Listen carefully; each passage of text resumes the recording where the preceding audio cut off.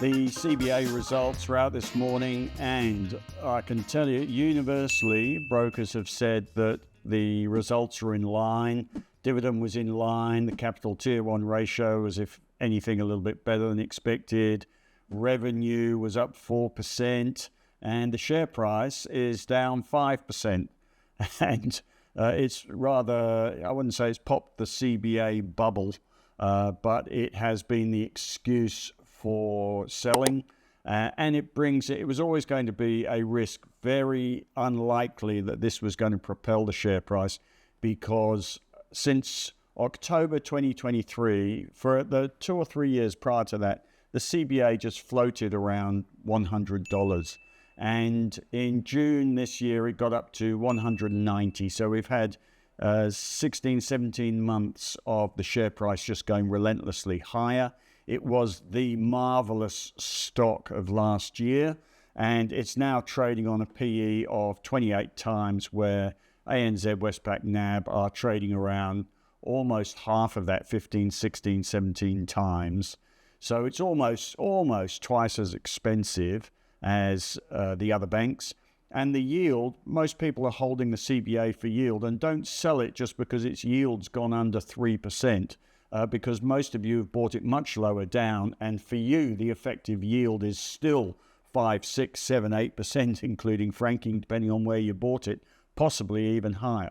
So if you're interested in income, you don't sell the CBA just because the share price has gone up. Plus a number of you, if you're not in pension phase, will have capital gains tax issues if you sell the CBA now. So you will see every broker and his assistant telling you tomorrow that the share price is worth, or the share price is, I think the average target price will be around 35 to 40% below the current share price. Almost every single broker will have a sell or underperform recommendation.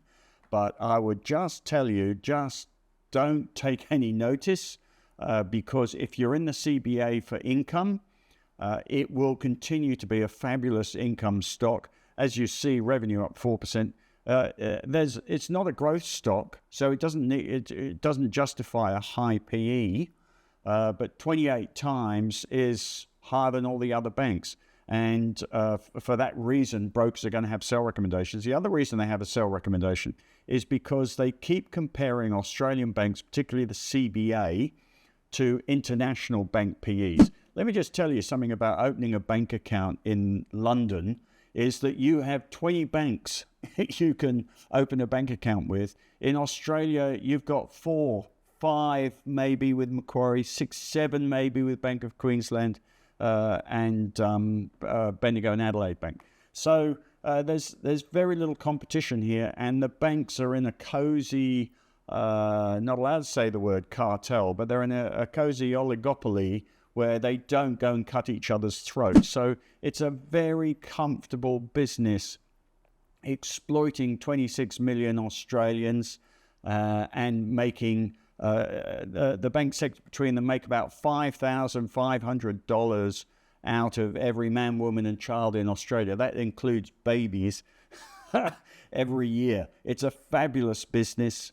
So there is no reason, the only thing wrong with the CBA, there's no reason to sell it despite all the brokers saying that. The only thing wrong with the CBA is the share price. But if you are an income investor, you're going to be holding CBA in 10 years' time, 20 years' time, passing them on to your children. Today's share price is not going to matter. The share price will be higher because this sector will relentlessly pay out big payout ratios because they've got nothing else to spend their money on.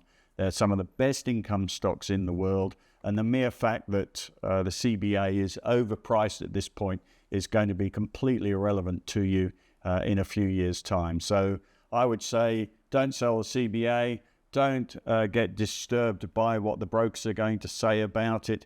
Keep holding it for income. If you're holding it for growth, you shouldn't be.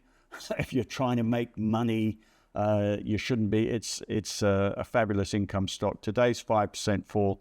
If you watch what's happened to a few results recently, they've had sharp reactions on results, bounce back the next day. Every reason why the CBA should bounce back the next day. But and the share price coming down from its peak of 190 to, what is it now, 170. It looks terrible on the charts. It looks like a disaster. Everybody writes about it because it's such a big stock. It's a 5% drop. It's a bit irrelevant in the long-term view of CBA. So if you're an income investor, keep holding. If you're a trader, what are you doing in CBA? Meanwhile, Henry is going to do a webinar roundup of the results season. If you want to have a look at that, click below.